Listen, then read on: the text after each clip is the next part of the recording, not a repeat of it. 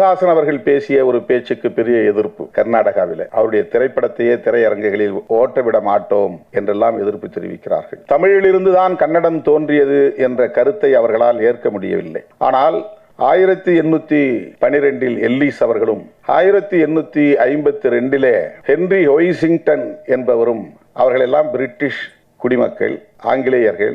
அவர்கள் தமிழை கற்று, தமிழை ஆய்ந்து, தமிழ் அறிஞர்களோடு உரையாடி, அவர்கள் தென்னிந்திய மொழிகளான தமிழ், தெலுங்கு, கன்னடம், மலையாளம், துளு போன்ற மொழிகளை எல்லாம் ஒப்பீடு செய்து அதன் அடிப்படையில் அவர்கள் முன்வைத்த கருத்து இந்த மொழிகளுக்கெல்லாம் மூலமொழி தமிழ் என்ற கருத்தை உறுதிப்படுத்தி இருக்கிறார்கள்.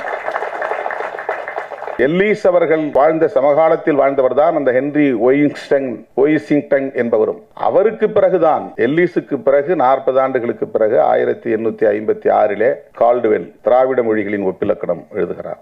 இந்த மொழிகள் ஒன்றோடொன்று தொடர்புடையவை என்கிற செய்தியை தாண்டி இந்தியாவில் பேசப்படக்கூடிய பல்வேறு மொழிகளுள் மிகவும் தொன்மை வாய்ந்தது, சிறப்புக்குரியது தமிழ் உள்ளிட்ட தென்னிந்திய மொழிகள் தான் என்கிற செய்தியையும் சொல்லுகிறார்கள்.